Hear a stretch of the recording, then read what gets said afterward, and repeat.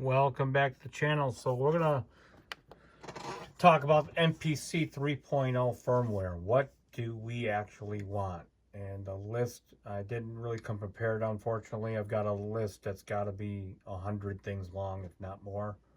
So I'll just sort of gloss over some of the things that I'm thinking about right now.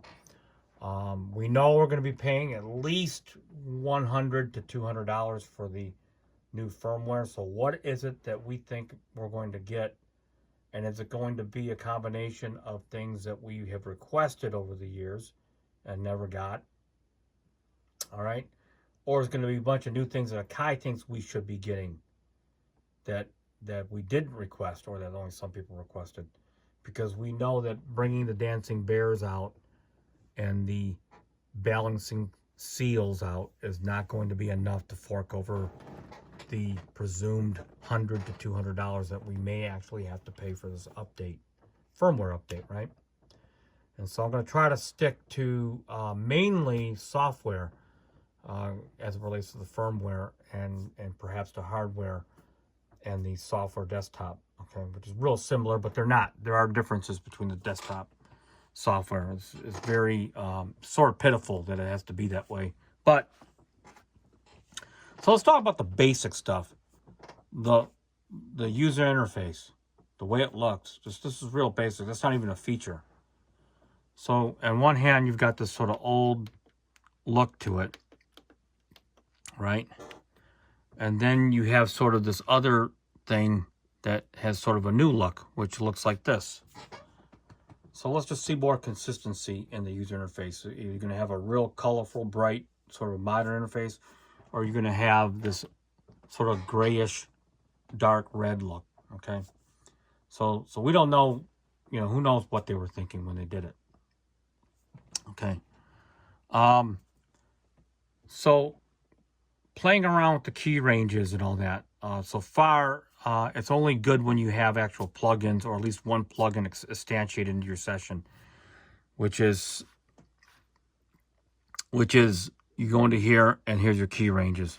They all pop up, but this won't pop up, and you can't get to it if you don't have their own plugins in there. So if I got just key group instruments, you can't do that.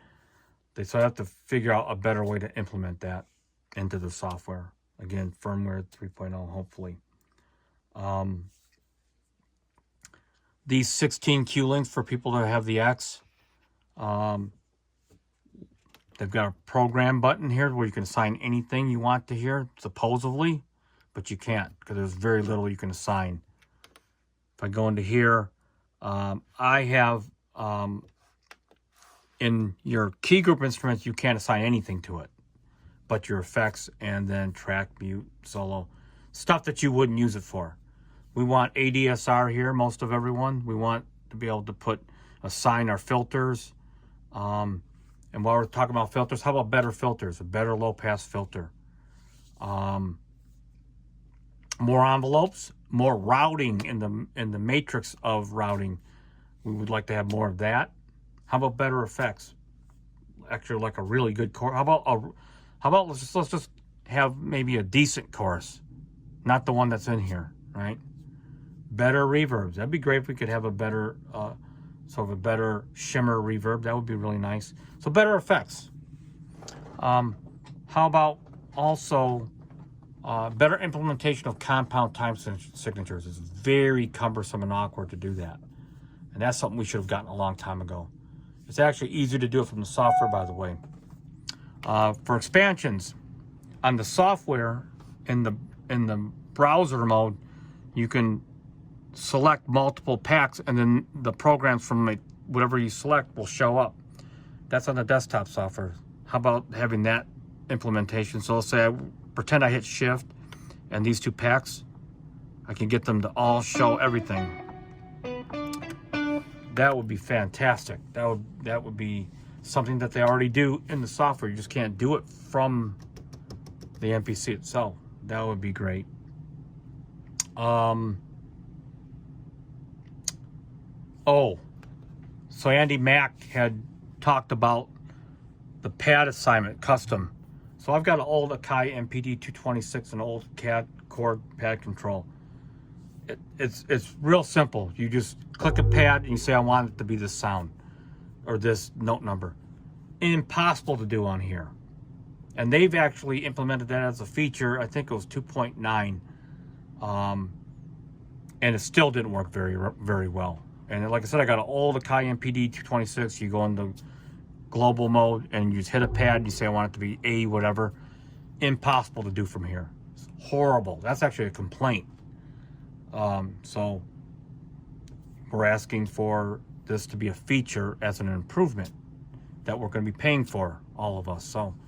So there's so much, the program editor, so much, and there's in the sample editor, there's a lot to be desired in there as well. How about arrange mode? That would be like in the Force. That would be fantastic. And you know, maybe we'll get some of the stuff. Maybe we'll get it all. But if we don't get anything, and so my predictions is firmware 3.0 is going to bloat this machine with all the packs that they have, like pad tie and all that stuff. And they might include the MIDI D. They might include the software suite. Maybe they might, maybe they won't. But any of you out there have any kind of idea what you might like out of the firmware 3.0 from the get-go, please leave in the comments. And until next time, peace out.